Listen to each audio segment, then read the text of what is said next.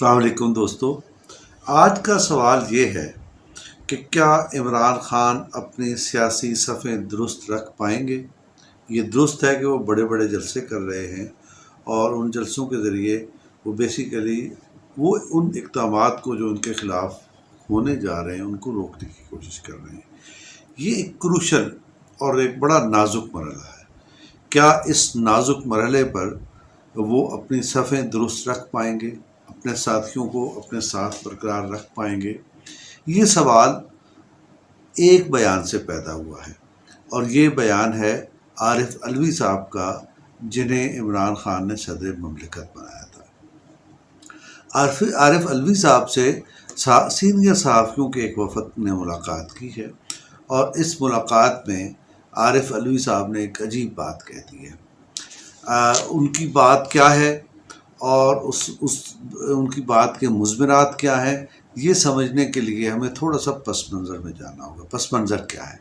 پس منظر یہ ہے کہ عمران خان اس کے باوجود کہ پورا ملک سیلاب کی تباہ کاریوں کا شکار ہے، ملک کی آدھی کے قریب آبادی جو ہے وہ سیلاب سے متاثر ہو چکی ہے اور پوری آبادی سیلاب سے پیدا ہونے والے نقصانات کا شکار ہے۔ مثال کے طور پہ اب سبزیاں نہیں مل رہی، پیاز کا مسئلہ پیدا ہو گیا جو امپورٹ کیا گیا، اسی طرح کے بہت سارے دیگر مسائل ہیں۔ آبادکاری کا مسئلہ ہے، جو انفراسٹرکچر تباہ ہو گیا ہے اس کا مسئلہ ہے۔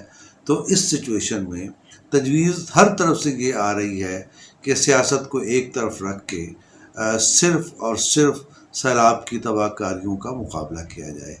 اور عمران خان کے سامنے بھی یہ تجویز رکھی گئی، لیکن انہوں نے یہ تجویز ماننے سے انکار کر دیا اور جیلم میں جلسہ کیا جو ناکام ہو گیا۔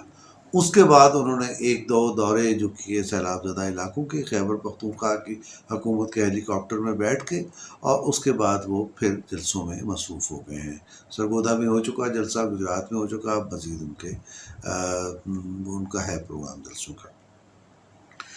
اس وقت جب پاکستان تحریک انصاف اور اس کے سربراہ ملک بھر میں جلسوں میں مصروف ہیں، اسی جماعت کے بنائے ہوئے صدر مملکت نے یہ بیان دیا ہے کہ اس وقت سیاست کو ایک طرف رکھ کر ہمیں پوری قوم کو صرف اور صرف سیلاب زدگان کے لیے مختص ہو جانا چاہیے۔ عارف علوی صاحب کے اس بیان کے بعد پنجاب سے وزیر بلدیات محمود الرشید صاحب، ان کا تعلق بھی پی ٹی آئی سے ہے، انہوں نے بھی ایسی ہی بات کہہ دی ہے۔ اور عارف علوی اور محمود الرشید کے بعد ممکن ہے کہ کچھ اور لوگ بھی سامنے آئیں، لیکن ان بیانات نے اصل میں خطرے کی گھنٹی بجا دی ہے اور یہ سوال پیدا ہو گیا ہے کہ کیا سیلاب کی صورتحال میں عمران خان کی حکمت عملی سے پارٹی کے اندر اختلاف کیا جا رہا ہے اور یہ سمجھا جا رہا ہے کہ اب وقت آ گیا ہے کہ اب عمران خان کی تباہ کن پالیسیوں کو چیلنج کیا جائے، انہیں روکنے کی کوشش کی جائے۔ ابھی تک پارٹی کے اندر اس سلسلے میں کیا ہو رہا ہے کوئی واضح بات سامنے نہیں آ سکی۔ پی ٹی آئی کے جو اہم لوگ ہیں جن سے ہمارے رابطے ہیں وہ ابھی زبان کھولنے پر آمادہ نہیں ہیں، لیکن بعض اوقات جو ہے نا ایکشن لارجر دین وائس ہو جاتا ہے۔ تو اس سے کیا ہوتا ہے، اس کو اب ماضی میں دیکھیں تو ہمیں نظر آتا ہے کہ ذوالفقار علی بھٹو صاحب کے پریزیڈنٹ فضل الہی چودھری تھے، جب مارشل لا لگا 5 جولائی کو تو انہوں نے مارشل لا کا ساتھ دیا، لیکن جب رفیق تارڑ مارشل لا لگا 12 اکتوبر 99 کو تو رفیق تارڑ صاحب اگرچہ صدر مملکت رہے لیکن مارشل لا انتظامیہ کے ساتھ انہوں نے کلیش کیا اور ان کی راہ میں جو رکاوٹ ڈال سکتے تھے ڈالنے کی کوشش کی۔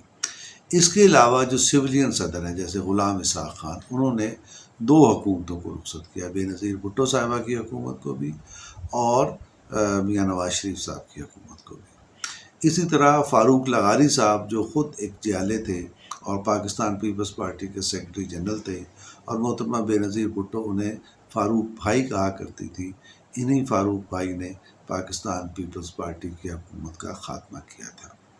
تو اس تناظر میں تاریخ کے اس جو سبق ہے اس کو پیش نظر رکھتے ہوئے سوالات کیے جا رہے ہیں کہ کیا عارف علوی صاحب انہیں فٹ سٹیپ پر چلتے نظر آتے ہیں، کیونکہ پارٹی کے اندر سے بھی ان کے حق میں ان کے موقف سے ملتی جلتی آوازیں سامنے آ رہی ہیں۔ بظاہر ایسا لگتا نہیں ہے۔ اس کا سبب کیا ہے کہ 4 سال کا یا پونے 4 سال کا جو دور حکومت ہے عمران خان، اس عرصے کے دوران میں عارف علوی صاحب نے صدر مملکت کا کردار ادا کرنے کے بجائے ایک کھلاڑی کا، پی ٹی آئی کے کھلاڑی کا کردار ادا کیا۔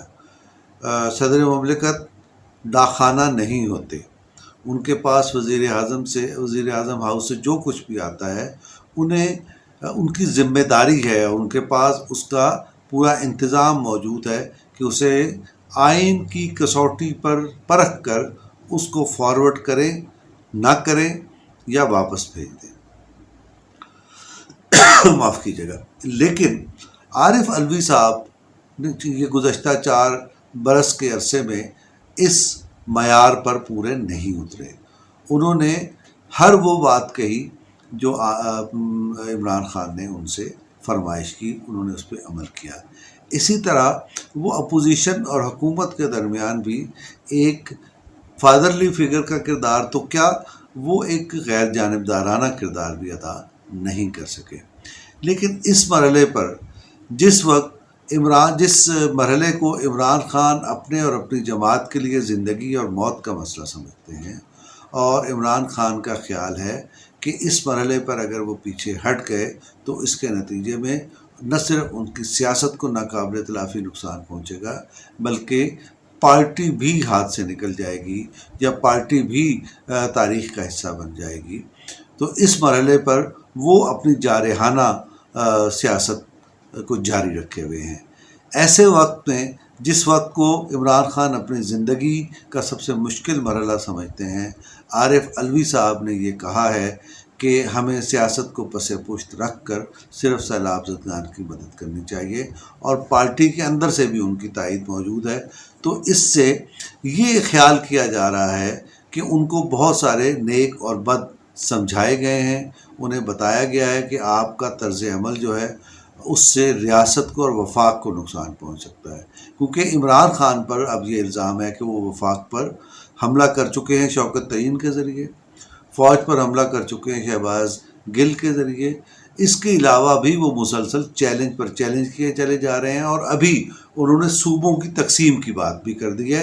یہ ملک کو خانہ جنگی میں دھکیلنے کی اس کا نتیجہ، اس بات کا، اس تجویز کا نتیجہ ملک کو خانہ جنگی کی طرف لے جا سکتا ہے۔ تو اس پس منظر میں ہو سکتا ہے کہ بعض حلقوں کی طرف سے عارف علوی صاحب کو بریف کیا گیا اور انہیں بتایا گیا ہو کہ اس وقت ملک کے حالات کیا تقاضا کرتے ہیں۔ اس پس منظر میں ہم ایک نئے موڑ پر آ کھڑے ہوئے ہیں، اور آئندہ چند دنوں میں اندازہ ہو جائے گا کہ عارف علوی کہاں کھڑے ہیں۔ آج کے لیے اتنا ہی، اس درخواست کے ساتھ کہ اپنے سیلاب زدہ بھائیوں کی مدد کے لیے دل کھول کر عطیات دیجیے۔ اس کے علاوہ درست خبروں اور اس کے پس منظر اور تجزیے کو جاننے کے لیے آوازہ بائی فاروق عادل کو سبسکرائب کیجیے، لائک کیجیے۔ خدا